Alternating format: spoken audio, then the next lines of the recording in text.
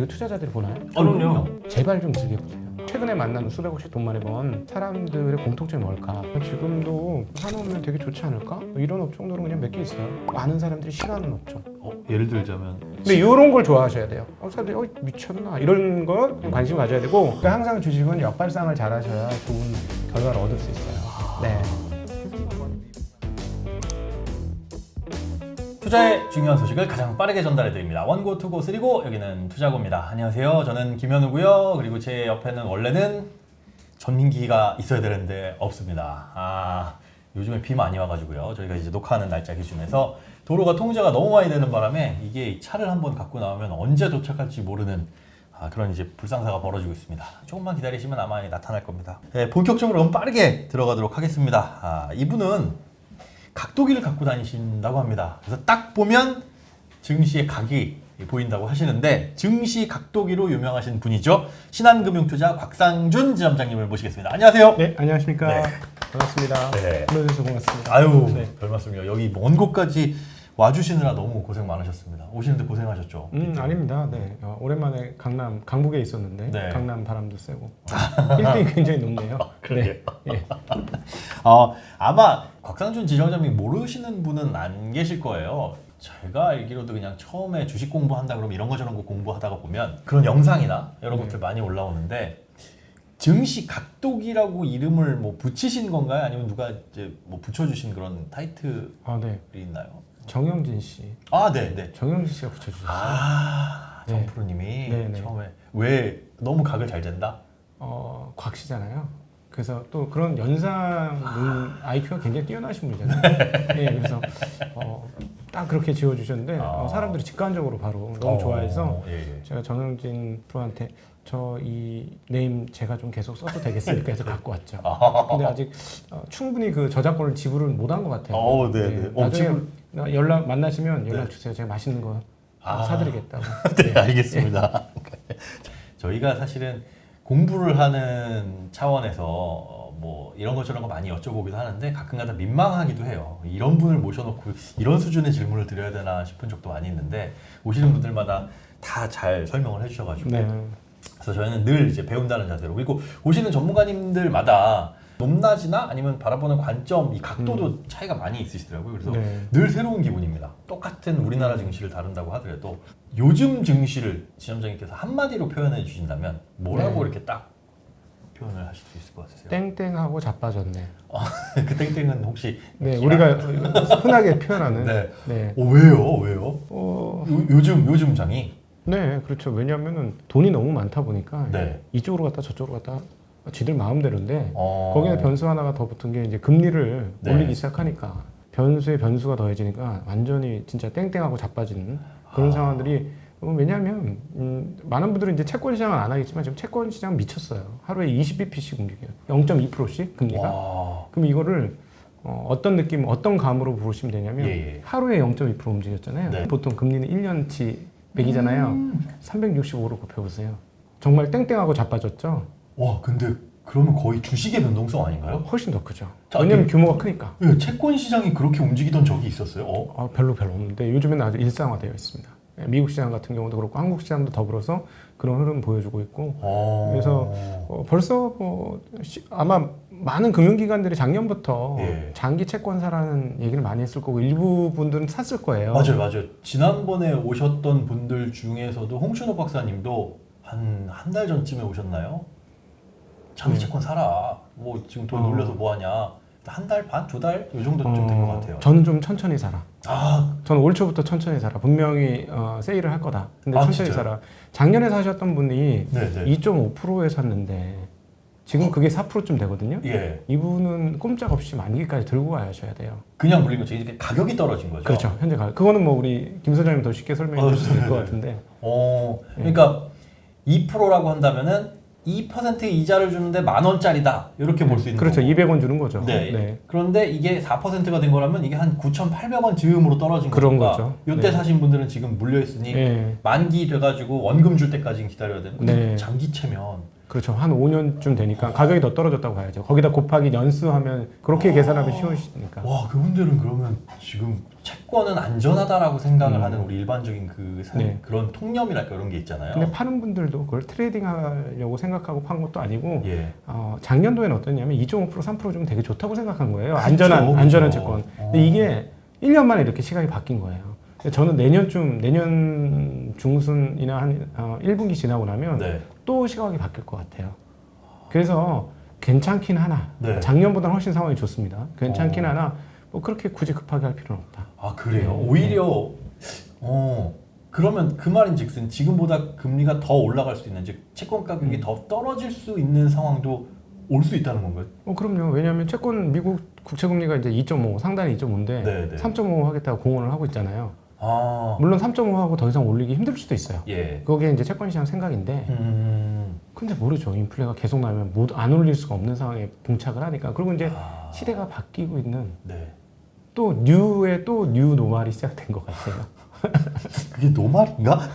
그러니까 우리가 지난 40년간 네. 일반인 분들은 잘 모르겠지만 40년간 채권 시장 강세장이었어요.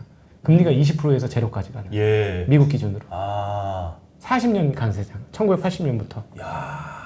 네. 그게 끝난 걸 수 있어요. 40년짜리 강세가. 오. 그러니까 대지각 변동이 생길 수도 있는 거예요.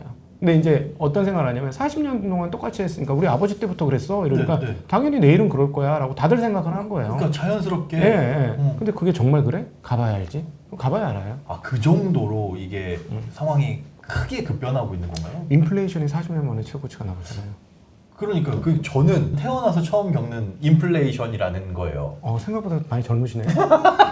예, 그렇게 젊으셨어요? 80년에 태어났는데 예. 어렸을 때는 뭐 인플레이션, 물가 전혀 개념이 하나도 없잖아요. 그런데 그렇지. 90년대부터 돈을 쓰셨겠구나. 90년대 중반부터 자기 용돈을 가지고 쓰시고 막 그러셨겠네. 기억이 있는 정도도 그때쯤입니다. 예, 올해 예. 보통 한 10살 즈음부터 기억나지 초등학교 1학년 네, 때 예. 기억 안 나죠. 그러니까 태어나면서 처음 겪어보는 인플레이션인데 처음 겪다 보니까 이거 뭐 그냥 이게 잠깐 지나가는 어떤 위기 같은 거 아니야? 어떤 금융위기 잠깐 왔었던 것처럼 뭐 1년 반이면 사라진 뭐 그런 거 아닐까라고 생각할 수 있는데 그게 아니라 아예 분위기가 이렇게 그냥 전환되는 그럴 수 있다라는 말씀이신 거예요? 간단하게 말씀드리면 중국 애들이 그 외국으로다가 공장을 아웃소싱합니다. 자기네 인건비가 올라서. 아니, 중국은 전 세계적인 공장이잖아요. 물론이죠. 아주 뭐 최대 공장이고 최강의 공장이에요. 제조업에 있어서는. 싸서 다들 네. 심지어 미국도 그쪽에 의존하던 게 너무 많아가지고 골치가 아픈. 그런데 중국에서 이제 바깥으로 돌린다고요? 그럼요. 베트남 같은 데 많이 돌렸고 가구업체 같은 데는 다 돌아갔어요 이미. 그러니까 무슨 말이냐, 옛날 한국에서 중국에 돌리듯이 네네. 중국이 돌리기 시작하는데 2002년도 WTO 체제에 중국이 들어왔을 때는 임금이 10만 원이었다고요. 한국 돈으로. 몇 년도가요? 2002년 정도 수준에는. 20년 전에. 네. 근데 지금 얼마냐? 얼마나 됐어요? 훨씬 높아졌죠. 어. 100몇십만 원, 열 몇백 올랐죠. 와. 일반적인 제조업에서의 월급이 그렇고 거기서도 뭐 한국보다 월급 많은 사람들도 꽤 많아졌고. 예. 그러니까 이제 시대가 많이 바뀐 거예요. 그러게요. 근데 이걸 우리가 모르는 거예요 지금. 하기사 그렇게 올라간 임금, 물론 이제 중국이 성장률이 어마어마했었으니까 당연한 거라고 생각했는데 그게 예전엔 이렇게 격차가 나서 다 이쪽에다 몰아줬는데 이만큼씩 쫓아와 버렸으면 다시 이만큼 벌어지려면 우리가 더 앞서 나가거나 중국을 제외한 나머지가 아니면 중국이 뒤로 가거나 할 텐데 현실적으로 그렇게 내비두지도 않을 거고. 우리 한국 분들이 이제 중국 분들 싫어해가지고 중국이 뭐 싸게 만들고 옛날 우리 제 나이 또래 윗세대는 못 사는 나라 이렇게 생각하는데 이제 전혀 그렇지 않습니다. 전혀 그렇지 않고 제조업에 있어서는 최강의 전력이에요. 지금 전 세계 최강 전력이 중국입니다. 왜냐하면 제조업이라는 게 뭐 공장만 있다 아니면 임금만 싸다 하고 되는 게 아니라 물건 하나 만들 때 다양한 부속이 필요하잖아요. 맞아요. 이것저것이 막 끼어들어와서 해야 되는데 그 밸류 체인이 완벽하게 갖춰져 있어요. 그렇다 그러더라고요. 제가 오늘 이제 만나뵌 분 중에 뭐 이렇게 조그만 제품 같은 거 그냥 소도구 이런 것들 제작하시는 분인데 다 중국산이래요. 그러니까 설계를 해서 그쪽에 넘겨가지고 만들어 오는데 한국에선 그걸 만들 곳이 없대요. 그 정도 퀄리티로. 네. 그만큼 중국의 제조 역량은 이제 무시할 수 없는 수준이고요. 이제 GDP나 이런 것들도 미국을 따라잡기 직전이니까 미국이 이제 더 이상 가만 놔두면 안 되는 거고 그게 또 인구수의 무서움이에요. 그러니까 한국도 사실은 인구가 더 많아져야 되지. 그 뒤에서 소비가 버텨주니까 그러게요. 막 지를 수 있어요. 그러니까 내수가 이렇게 탄탄하니까 뭐. 지금 대중무역 적자난 가장 큰 이유 중에 하나가 뭐냐면 네. 리튬 같은 거 수입이 급증해서 그래요. 아. 전기차 배터리 만들어야 되니까 네. 그것 때문에 그런데 근데 얘네가 어떤 식으로 사업을 하냐면 네. 너무 배경이 단단하잖아요. 네네네. 인구수가 많고 만들면 팔리잖아요. 예. 그런 아. 보장 같은 게 있고 자신감이 있으니까 일단 찍어내면 누구든 사가, 밖에서 사가든 네. 안 팔리면 안에서 그러니까 사가든. 어떤 식으로 장사를 하냐면 광산을 사버려. 그게 너무 많았어요. 아주 오래전부터 광산을 그냥 다 사버렸어요. 해외에 있는 것까지. 예, 그걸 굉장히 비싼 가격을 주고 그냥 사버려. 예. 그러니까 이게 게임이 안 되는 거예요. 우리는 광산을 살 생각은 못 하거든요. 못하죠. 그렇게 많이 필요하지도 않을 뿐더러 남으면 어떡해요? 또 예, 만들어서. 공장 자동화나 이런 효율성은 우리가 높게 만들어낼 수 있는데 그 어떤 밸류 체인에서의 문제가 중국을 압도하기는 좀 어려운 상황이고 그걸 이제 미국이 아니까 이제 사생 결단을 시작한 거고 이게 공장 한 개로 돌아간 전 세계가 쉽게 얘기하면 중국 공장 한 개로 돌아가던 게 네. 미국이 못 견디겠으니까 이게 쪼개는 거잖아요. 예. 그럼 무슨 일이 발생하냐면 공장을 돌리려면 항상 재고가 필요한 거잖아요. 예. 원자재도 그렇고 뭔가 좀 있어야 돌아가는 거예요. 그렇죠. 딱딱 맞춰서 가는 게 아니고. 네. 그리고 또 이번에 코로나를 통해서 우리가 깨달은 게 저스트 인 타임이라는 그 토요타 방식이 한계가 있다는 큰일 걸 난다, 느꼈잖아요. 그러다가. 네. 그러니까 재고를 쌌잖아요. 네. 여유분을 쌌잖아요. 그럼 비용을 들이는 거거든. 네. 그럼 이건 인플레 요인 중에 하나예요. 네. 그렇기 때문에 과거에 겪어왔던 이런 상황에서는 이제 대전환이 일어날 수 있다. 네. 그게 그 큰 축이자 그래서 원인이 제가 중국. 죄송해요 말 그대로. 아닙니다. 그래서 현장에서 느끼는 거는 2011년, 12년에 은행 후순위채가 그때 네. 7.5% 발행됐었어요. 와, 7.5%요? 네, 그게 얼마 전이에요. 근데 그 시대가 과연 앞으로 다시 안 올까? 모르는 일이에요. 지금 은행 후순위채가 아니라 은행에서 발행하는 채권이 한 4% 나오잖아요. 네, 지금 그게 후순위채. 그 후순위 네, 나오는 꺾어버린 그 정도요? 근데 그게 다시 6%? 이 정도 갈 수 없을까? 은행들이 갑자기 부채 문제가 좀 심각해서 빨리 자금 조달해야 되겠다 하면 후수채 막 발행할 건데 그럼 막 발행하면 금리를 올려야 될 텐데 그렇죠. 그래서 제가 채권 4%면 되게 좋은 것처럼 보이지만 정말 좋을지 내년 가봐야 알 것 같은데? 라는 말씀을 드리는 거예요. 그래서 해도 좋은데 5년짜리 지금 하는 건 조금 애매하지 않느냐. 가봐야 안다. 조금 더 기다려보자. 네, 급할 건 없다. 우리가 상대적으로 이게 엄청나게 높아 보이는데 그렇죠. 그게 불과 작년 말쯤에는 2.5%도 엄청나게 높아 보였던 것과 네. 마찬가지다. 예, 그런 세대가 올 수 있다는 거죠. 오, 알겠습니다. 네, 전민기가 왔습니다. 어. 아, 너무 죄송합니다. 아닙니다. 차가 물에 둥둥둥둥 떠가지고 오느라고. 배 타고 왔어요? 너무 미안합니다. 네네. 다 통제가 돼가지고 그러니까 막 오늘 돌아오다 보니까 굉장히 오래 걸리네요. 딴 때 예. 같았으면 뭐 그럴 생각했으면 일찍 출발했어야 할 텐데 되게 일찍 나왔거든요. 지금은 이건 예측이 안 돼요. 너무 죄송합니다. 어쨌든 아니 우리 각도기님께서 네. 우리 채널 어떻대요? 떡상가게를? 여성분이 조금 더 있으면 완전 떡상가. 예리한 지적입니다. 근데 여기 가까이서 보니까 약간 여성. 아니 여성스러워. 안 그래도 이분 날리고 지금 여자를 안 어. 칠까 이런 지금 고민을 저희가 하고 늦게 온 사람 잘라야 되는 거 아닙니까? 자, 좋아요. 아무튼 예, 이제 그럼 코너 들어가면 이제 되니까. 본격적으로 예. 들어가시면 됩니다. 좋습니다. 전문가 앞에서 브리핑하는 시간입니다. 제가 여기저기 나오는 기사나 썰들을 모아왔거든요. 네. 들어보시고서 야 이거 뭐 제대로 조사해 왔구만 하면 조사 잘했어. 틀렸으면 틀렸어. 틀렸어. 이렇게 냉정하게 말씀해 주시면 됩니다. 네. 자, 브리핑 해봐. 브리핑 해봐. 너무 더 네. 친절한 반말이네요, 그죠? 브리핑 예. 드리겠습니다. 자. 자, 미국 중간 선거는 4년마다 열리며 이 상하원 의원과 주지사를 새로 선출하는데요. 올해는 11월 8일에 열릴 예정입니다. 중간 선거 전에는 미국이나 뭐 한국 시장이나 장이 안 좋은 하락장을 보이고 그 이후에는 상승장이 이어진다는 속설이 있다고 합니다. 조사 잘했구만. 음. 대체적으로 특별히 미국이 많이 그렇습니다. 왜? 중간 선거 있었던 애는 네. 좋은 해보다 나쁜 애가 훨씬 더 많았어요. 통계적으로. 왜 그럴까요? 왜 선거가 있는데 아마 대통령의 지위가 흔들릴 수 있을 가능성이 상당히 높잖아요. 아. 그러니까 행정부가 정책을 끌고 가기에 네. 어려움이 있지 않을까? 뭐 그런 고민을 충분히 할 수 있을 것 같아요. 그래서 시장도 어떻게 될지 모르니까 불안하고 그러니까 이번에 미국에서 인플레법 방지법 예. 그것도 얼마나 재밌냐면 네. 처음에 3조 이상으로 시작했어요. 3조가 뭡니까? 엄청났죠. 규모가 뭐 2조, 1조 8천 또 3건, 뭐 네. 조 단위의 3건으로 시작을 했던 게 안 받아주잖아요. 네. 그러니까 중간에 수정안을 한 번 내요. 네. 그것도 한 2조 또 1조 몇 척에서 한 3, 4조짜리 수정안을 냈어요. 네. 근데 하원은 하나를 통과했어요. 네, 그 네. 두 법안 중에 하나는. 근데 하나는 또 통과가 안 됐어요. 네. 그러니까 또 재수정안을 또 냈어요. 예. 이게 얼마짜리냐면 한 3,700억 달러짜리예요.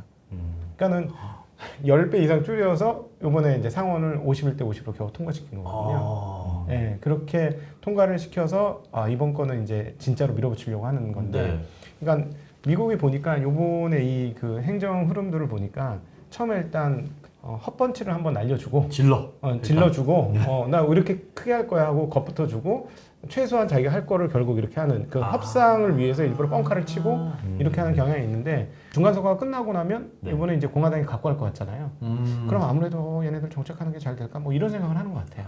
근데 이거는 뭐 과학적인 거는 별로 없는데 통계적으로는 그렇습니다. 근데 느낌은 그런 것 같아요. 어차피 그 시장이라는 게 사실 뭐 심리가 굉장히 많은 영향을 차지를 하니까 봤을 때 이런 불안하고 야 이렇게 되면은 지금 나오는 게 달라질 수도 있지 않아? 뭐 우리나라도 사실 뭐 정책 그렇잖아요. 같은 거요? 그렇죠. 그러다 보면은 시장에도 영향을 미쳐서 아무래도 그러면 뭐 굳이 투자를 하거나 그럴 때는 선거 끝나고 정도로 생각을 해보는 게 좋을 것 같아요. 아니면 결과 예측해가지고 올라갈 것들 미리 선점 안 돼요? 도저히 예측은 네, 좋습니다. 아무튼 어쨌든 중간 선거 앞두고는 좀 하락장이라고 하니까 참고하시고요. 두 번째 브리핑입니다. 정부가 미국이 주도하는 반도체 공급망 협의체 칩4의 예비 회의에 참여하기로 결정했습니다. 이게 우리나라 증시에 악재라는 예상이 있다고 하더라고요. 조사 잘했구만. 아, 그래요? 야. 근데 제가 잘 모르겠어. 아, 그래요? 이게 양날의 칼이라서 아. 완전 양날의 칼이죠. 왜죠? 치포는 저 뭔지 모르겠. 치포가 뭐예요? 칩을 만드는 네. 대표 4개국을 연합체를 형성하는 거죠. 대만, 한국, 일본, 미국. 미국과 일본은 장비 업체들, 대형 장비 업체들, 주요 장비 업체들 다 있고, 그다음에 잘 아시다시피 한국과 대만은 제조 역량이 가장 뛰어난 나라고. 네. 그래서 그 4개를 합치면 이제 천하무적이 되고 그거를 벗어난 상황에서 뭔가 제대로 반도체 하기는 매우 어려워. 그러니까 결국 그 중국을 소외시키는 건데 그러니까요. 잘 아시다시피 중국에서 핸드폰 다 만들잖아요. 그렇죠. 핸드폰에 반도체 제일 많이 쓰이잖아요. 맞아요. 그러니까 중국이 만약에 안 사주면 우리나라 반도체는 팔 데가 없는 걸 수도 있고요. 또 이게 또 말이 안 되는 게 애플은 그럼 어디서 만듭니까? 중국에서 만들잖아요. 근데 애플이 반도체 필요한 거 아닙니까? 네. 그럼 애플은 누가 어떻게 이게 좀 말이 안 되는 법안이라서 굉장히 머리를 많이 써야 돼요. 이 외교를 참 잘해야 되고. 큰일 났다. 근데 이거는 사드하고는 달라요. 사드 때하고는 완전히 달라요. 어떤 느낌? 사드는 우리가 완전 열이잖아요. 그냥 패는 대로 다 맞았잖아요. 네. 근데 이번 거는 중국이 못 패요. 우리를 절대 못 팹니다. 왜 못 패죠? 뭐가 어떤? 걔네 디램 못 만들잖아. 못 못 만들잖아요. 디램 만드는 나라가 한국, 일본, 미국 이 정도밖에 없어요. 그리고 노력은 하고 있지 않나요? 근데 안 됩니다. 네, 그렇게 만들어 가지고는 절대 가격 그냥 갖다 돈을 쏟아 부어 가지고 몇 개 만드는 거하고 거의 그 가격 대비 떨이로 갖고 와서 물건에 붙이는 거하고는 차원이 다르죠. 네. 그나마 다행이다. 이거는 그래서 옛날에 뭐 영화 보면은 우리 무슨 활 뭐 이런 그 무슨 활이었지? 최종병기 활 그런 영화 있었잖아요. 네. 딱 지금 그 느낌이에요. 우리나라 반도체 기술이. 네, 그래서 이거를 양국을 다 잘 이용해서 우리의 이익을 도모하는 게 정말 외교적이고 정치적으로 너무나 중요합니다. 외기 어렵다. 힘이 세야 돼. 기술이 있어야 돼. 굉장히 중요한 것 같은데 이걸 어떻게 할지가 걱정스럽네요. 그러니까 우리나라가 한 인구가 한 3억쯤 되면 네. 3억이요? 얼마나 좋았겠어요. 자체로 소화해 준 게 많으니까 니네 없어도 우리 좀 할 수 있어. 뭐 이런 게 되는데 네. 전부 수출에 매달려 있으니까 그러니까요. 그런 측면에서 통일하고 애를 많이 낳고 결혼하면 무조건 집안 채찍 주고 이랬으면 좋겠어요. 꿈 같네요. 그럼 이거 투자하는 데 있어서는 그럼 어떻게 해야 돼요? 지금 이게 반도체 네. 회사 쪽에 좀 투자를 하려는 입장에서. 반도체는 뭐 그 이 치포가 중요한 게 아니고 경기가 중요하죠. 근데 재작년에 우리 너무 많이 컴퓨터를 샀어요. 예. 뭐 이것저것. 그다음 또 하나 이제 빌런들이 몇 개 있는데 인텔이 빌런 역할을 하고 있어서 네. 인텔이 만들겠다는 칩을 2년째 못 만들고 있어요. 그러니까 계속 재작년 말해도 내년이면 이 얘기하고 작년에도 내년이면 네. 이 얘기하고 그게 만들어져야 우리가 뭐 DDR5인가요? 그렇죠, 붙이죠. 그걸 갖다가 붙인다고 하는데 계속 미뤄져서 이거는 근데 의외로 걔네들은 나쁘지 않아요. 최근에 나온 자료 보니까 AMD, 인텔 모두 매출이 좋아요. 그러니까 컴퓨터 시장, 그러니까 컴퓨팅하는 전자기 시장은 그냥 떡상이에요. 계속 우떡상. 네. 지금 왜냐하면 기존에는 우리가 그냥 뭐 집에서 하는 소소한 가전제품 쓰다가 네. 이제 컴퓨터 쓰다가 네. 네트워킹이 되니까 클라우드까지 썼다가 그렇죠. 예? 클라우드 썼다가 이제는 자동차가 진입됐어요. 일단 뭐 쓰기는 쓰네요, 계속. 근데 과거 바뀌었- 거가 예. 없어지는 건 아니죠. 아. 우리가 클라우드를 썼다가 냉장고가 없어지는 건 아니잖아요. 그렇죠. 과거 거 쓰고 더 늘어나고. 늘어나고. 근데 이제 자동차가 진입하기 시작했어요. 전자제품으로. 그러니까 원래 굴리던 거에다가 새로 하니까 더 많아요. 이거는 반도체가 계속 우상향 떡상이다라고 표현을 드리는 게 이거는 맞는데 네. 거기서 이제 주기를 타는 거예요. 근데 재작년에 우리가 좀 많이 썼기 때문에 지금은 하강주기인데 과거 하강주기보다 하강의 폭은 크지 않을 겁니다. 옛날에 어느 정도였냐면 진짜 가운데 선에서 플러스 마이너스 선 제로점을 만들면 예. 위로 갔다 아래로 갔다 이 정도로 진폭이 컸어요. 한 번 사면 그냥 오래 또 쓰고 안 사다가 뭐 이런 한 번에 왕창 4년 보통 4년 주기로 왕창 반도체가 사용됐다가 그 사용됐던 걸 보통 우리 전자제품 쓰면 한 3, 4년 쓰잖아요. 그렇죠. 그래서 그런지 한 4년은 우하향해요. 그래서 또 왕창 쓰고 뭐 이런 경향이 있었는데 지금은 그렇지 않아요. 우리가 계속 새로운 기계들을 쓰잖아요. 네. 저도 옛날에 예를 들면 휴대폰 한 개 썼는데 이제 패드도 쓰고 노트북도 쓰고 이게 귀에 꼽는 것도 네, 갖고 계시네요. 하고 네. 예, 이렇게 점점 많이 쓰고 이제 전기차도 쓰고 뭐 이런 식으로 가니까 앞으로 전기차가 전자제품이라고 생각해 보세요. 어떤 일이 벌어질 건가. 그게 그렇죠. 1년에 8,500만 대. 좋았을 땐 1억 대. 이 정도 팔렸거든요. 근데 이거는 전자제품이 훨씬 더 많이 들어가요. 전자제품이나 전자부품. 네. 그러니까 걔네들은 쭉쭉쭉 떡상하는데 지금 근데 지금은 약간 그 속에서 침체기가 왔다. 그래서 근데 그 침체기가 정말 그렇게 많이 오래 갈까? 뭐 이런 상황이라서 그러면 이런 거죠. 지금은 안 좋은데 시계열을 한 1년 반으로 늘려서 내년 연말 생각해 보면 괜찮네. 내년 연말. 그래서 저 개인 투자자들한테 이거 투자자들이 보나요? 그럼요. 네. 제발 좀 길게 보세요. 제가 최근에 만난 돈 많이 번 수백억씩 돈 많이 번 사람들의 공통점이 뭘까? 전문 투자자 아니고 근데 전문 투자자처럼 된 거지. 근데 그 개인이 돈이 많으면 전문 투자자 아니에요? 막 100억씩 투자하고 그러면 이 정도는 그냥 약간 결이 다른데 네. 근데 그 사람들이 돈 벌기가 전문 투자자보다 더 좋아요. 전문 투자자라는 건 뭐냐면 직업으로 투자를 하다 보니까 사람들이 나를 쳐다보는데 나의 뭐를 쳐다보는지 수익률을 쳐다보거든요. 그러니까 매년 연수익률 얼마냐 이런 체크를 당하잖아요. 네. 그러니까 못하면 쫓기거든. 어허. 쫓기면 무리하게 되고 예. 뭔가를 해보려고 막 쥐어짜고 이러다 더 안 될 수가 있고 네네. 그러면 또 수익률도 어디 수준에서 막히고 네. 이런 게 있는데 개인 투자는 먹을 만큼 먹고 나올 수 있거든요.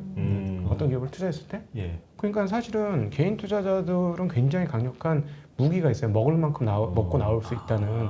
근데 어쨌든 카판에서 다이 할 수 있는데 지금 그분들의 어떤 어떻게 공통점이 있다는 거 아니에요? 쉬운 공통점이 하는데 굉장히 오래 들고 가요.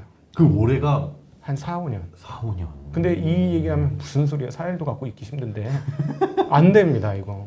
이러면 이제 100% 그러니까 떡밥 대주는 거지. 내가 떡밥이 되려면 단기 시각으로 시장에 붙고 예. 내가 시장에서 좋은 결과 요게 별거 아닌 것 같은데요. 요 원칙을 세우느냐 안 세우느냐에 따라 수익률이 달라질 거예요. 네. 이게 그 작년 재작년 코로나 시국에서 투자자 처음 이제 투자를 시작하신 분들에게 아주 안 좋은 습관이 들었던 것 같아요. 단기간에 다들 뭐만 사도 이제 수익이 착착착 나다 보니까 뭐 한 달 정도 들고 있으면 10% 수익 나야 되는 거 아니야를 너무 당연스럽게 생각하는 네. 그러다 보니까 이제 하락은 상상치도 못한 그런 상황이 자꾸 펼쳐진 거죠. 아휴, 자, 알겠습니다. 좋습니다. 자, 다음. 세 번째 브리핑 드리겠습니다. 요즘 이거 얘기를 빼놓을 수가 없습니다. 유가 관련 얘기를 빼놓을 수가 없는데 오펙 증산이라든가 미국의 전방위적인 압력 이런 것들을 감안해서 정유 산업이나 정유 관련 주가에는 좋은 영향은 아니라는 분석도 있습니다. 조선 잘했구만. 오. 그래요? 공급이 는다는 뉴스는 정유업체들한테는 일단은 안 좋죠. 왜냐하면 정유사들은 마진 먹는 거잖아요. 네. 원유 갖고 와서 정제해줬을 때 마진인데 증산이 되면 마진이 좀 줄어들 원가가 떨어지긴 하지만 네. 시장의 기대치가 유가가 떨어지겠네 하면 실질 유가가 떨어지면서 마진 스프레드가 줄어들거든요. 최근에 조금 그랬죠. 예. 네. 그러니까 사실 기름값 막 한창 올랐을 때 이제 정유사들 뭐 난리 났었잖아요. 네. 막 정말 돈을 많이 벌었는데 주가는 못 갔어요. 네. 특별히 한국 주식은. 그러게요. 왜 그랬어요? 특별히 그런 이유가 있나요? 한국이니까. 한국이니까 네. 그게 기름이 나지 않아서 그럼. 근데 우리나라 정유사들도 내수에만 의존하지는 않지 않나요? 한국의 투자자가 없어졌잖아요. 아 유동성이 빠진 거죠. 일종의 유동성이 빠진 거죠. 네. 그러니까는 제대로 그 반영이 안 됐고 또 하나는 네. 몇몇 업체들이 그 유동성을 흡수해 갔어요. 스펀지처럼. 어디 가요? 작년에 상장한 회사들. IPO 작년하고 올 초에 상장한 걔네들이 뭐 100조, 뭐 50조 막 이러잖아요. LG 엔솔 걔네들이 다 시장의 에너지를 쪽쪽 빨아갔어요. 쪽쪽 빨아가서 지금 시장의 에너지가 별로 안 남아있어요. 그래서 얘네들이 말도 안 되는 가격인데 못 오르고 있는. 근데 이게 지금 한국 시장의 전반적인 아주 독특한 상황이에요. 쪽쪽 빨렸어요. 쪽쪽 빨리면서 이게 빨린 게 나중에 회복이 됩니까? 아니면 그대로 갈 가능성이? 걔네들 주가 다 허공에 날아갔잖아요. 어. 대주주는 돈을 벌었겠지. 거기서 네. 주식을 판. 코팡도 그랬잖아요, 미국에서. 그 그러니까 이건 새로운 돈이 들어와야 회복이 되는 거라서. 근데 과거보다 돈은 많아요, 여전히. 시장 안에 시장 안에. 왜냐하면 고객 예탁금 50조 많이 줄었다는데 70조에서 50조 줄었는데 이것도 과거로 보면 엄청나게 많은 고객 예탁금이 저희들 기준으로 보면. 네. 또 그게 이제 들어왔으면 좋겠는데 왜 예탁금으로만. 근데 이제 들어오는 그 구조는 구조적으로 짜지고 있어요. 뭐냐면은 퇴직연금. 네. 퇴직연금이 이제 300인 이상 사업장은 그 수익률 제고를 위해서 투자위원회 같은 게 설립되잖아요. 네. 자, 이렇게 되면 되게 만만치 않을 거예요. 예금만 넣어놓기에는. 그러면은 뭔가 그 확보를 위해서 채권을 투자한다든가 주식을 투자한다든가 적극적으로 그러면 움직임을 조금 보일 것 같고요. 장기적으로 보면 사람들이 이제 주식이 돈이 될 수 있다는 걸 눈을 떴기 때문에 그런 쪽에서 주식 투자를 하게 된다면 아주 장기적으로는 네. 그 주식시장으로 자금 유입은 꾸준히 이루어지지 않을까 싶습니다. 그러면 좋아질 거예요. 네. 지금 말도 안 되는 일들이 좀 벌어졌어요. 말도 안 되는 일. 예, 2002년부터 2006년 사이에 한국의 주식들 주가가 네. 뭐 음식료라든가 뭐 화장품, 중공업 이런 회사들의 주식이 너무나 쌌거든요. 예. 철광 이런 회사들 주가가 10배에서 100배씩 떴어요. 그때 어려서 잘 모르시나 그때? 네. 그때 몇 년도예요? 2002년도 정도? 그때는 예, 그때 태평양이 10,000원 정도 했어요. 모르죠. 주식에는 태평양이 전혀- 뭐냐면 아모레. 네네. 아모레가 10,000원 했는데 그게 한 100만 원까지 갑니다. 와. 10,000원대에서. 예, 그러다 이제 지금 빠진 건데 물론 그때하고 지금하고 좀 차이점은 그때는 이제 중국이 아까 말씀드렸던데 WTO 진입을 하면서 세계 시장으로 들어오면서 재료를 그냥 쭉쭉 빨아당기면서 모든 걸 흡수해 갔어요. 한국에서 막 팔아먹을 시장이 갑자기 열린 거죠. 네. 그래서 이제 더 많이 올라가긴 했고 지금은 그건 아니에요. 그래서 그 정도는 아닌데 그때 이후로 주식들이 엄청나게 싸진 것들이 보입니다. 그 아까 그 빨아간 애들 빼고 쪽쪽 빨은 애들 빼고 나머지 애들은 거지가 됐어. 재산을 다 잃은 것 같아. 근데 그 창고에 보면은 재산 많은데 네. 자기 집 창고에 보면 금은보화가 꽤 많은데 시장에서 물 밀듯이 저쪽으로 쫙 빠지니까 겉에 나타나는 표면 가격은 굉장히 낮은 가격에 지금 거래되는 기업들이 많아요. 지금 다시 회복은 되겠네요. 그럼 음, 저게 시간이 되면 물은 조금씩 계속 늘어난다고 보고 있습니다. 근데 그걸 좀 장기적인 관점으로 놓고 봐야 된다. 그렇죠. 이런 거 길게 사라는 거네요. 그럼요. 지금도 몇몇 업종들은 사놓으면 되게 좋지 않을까? 이런 업종들은 그냥 몇 개 있어요. 많은 사람들이 싫어하는 업종. 예를 들자면 지금 제가 최근 뭐 한두 달 전에는 조선업종을 얘기를 많이 했고요. 네. 왜냐하면 조선업종 수준 막 하잖아요. 근데 네. 주가 하나도 안 올랐어요. 작년에 한번 올랐다 빠졌거든요. 맞아요. 잠깐 반짝하는 것 같다가 다시 빠졌는데 지금 계속 LNG선 같은 거 수주 계속 하잖아요. 역대 최대급이라고 그러죠. 안 할 수가 없잖아요. 러시아 파이프를 끊어버렸는데 네. 물론 끊은 건지 닫은 건지는 모르겠으나 어쨌든 그렇게 됐잖아요. 네네. 그럼 결국은 미국은 왔다고 하잖아요. 자기네 가스 팔아먹고 싶었는데 그러니까 트랩에 걸렸다고 얘기하는 사람도 있어요. 에너지 관점에서 보면 러시아가 걸려들었다. 지뢰를 딱 밟았다. 이렇게 표현하는 사람도 있죠. 그러니까 유럽 최고 시장을 잃어버렸으니까 이제 러시아는 시간이 지나면 경제가 너덜너덜해질 확률이 되게 높아요. 실제로 재미난 게 키프로스라는 곳에 가면 네. 러시아 사람들이 지금 차고 넘친답니다. 젊은 사람들이. 왜요? 젊은 애들이 다 지금 뛰쳐나와가지고 IT 기술자들이 네. 그쪽에서 쉽게 얘기하면 뭐 잡 마켓이라고 해야 되나? 그런 것들 막 열리고 막 스카우터들이 스카우트 하려고 하고 이런 그 유럽에서 나온 기사를 한번 읽은 적이 있어요. 네. 유력 인재들이 많이 지금 나와서 러시아는 앞으로 조금 심각할 수도 있어요. 그걸 최근에 한 은행에서 예일대인가요? 예일대인가에서 네네. 분석했잖아요. 러시아 망했다. 이렇게. 근데 그게 이제 시간이 갈수록 제가 보기에는 주요 인력들이 빠져나왔기 때문에 시간이 갈수록 그럴 가능성은 상당히 높고 어쨌든 그건 그렇고 미국 입장에서는 어이구, 야, 잘 물어버렸네. 미끼를 물어버렸네. 이렇게 되면서 우리 하고 싶었던 일, 유럽에다 가스 팔아야지. 근데 그 파이프로 못 팔잖아요. 네네 그렇죠. 조선 배로 실어놔야지. 그래서 한국 조선업이 지금 되게 좋은 상황으로 갈 수밖에 없는 구조적으로 그럴 수밖에 없는 상황이고, 그거는 이제 옛날에 제가 몇 달 전에부터 제가 하던 얘기고, 요즘은 되게 좋아 보이는 건 건설이에요. 건설. 네, 건설 얘기하면 사람들이 미친 미친. 이러거든요. 근데 이런 걸 좋아하셔야 돼요. 사람들이 미쳤나 이런 거 거기엔 관심 가져야 되고. 근데 왜요 건설? 건설이 지금 보유한 현금 대비 주가가 별로 없어요. 아니 상식적으로 보유한 현금만큼 네. 팔 수 있는 자산만큼의 시총은 나와야 되는 거 아닙니까? 그렇죠. 그 자산 업력 빼고, 가치만큼은. 업력 빼고. 업력도 사실 돈이죠. 무용 자산인데. 네네네. 브랜드 가치도 있고, 요즘은 아파트도 브랜드 가치잖아요. 네. 그 가격이 별로 없어요. 지금 다 날라가 있어요. 근데 왜 미분양 나고 막 이러니까 건설업체 안 좋겠네. 이런데 실제 딱 뜯어보면 아직 수주잔고가 몇 년치가 있어서 앞으로 2, 3년간 먹고 사는 건 문제가 없어요. 네, 그리고 이제 뭐가 벌어지냐? 아까 방금 전에 말씀드렸듯이 오일머니들이 돈을 벌었거든요. 지금 네. 120달러까지 가면서. 네. 얘들이 이제 자기네 자체 인프라를 해야 돼요.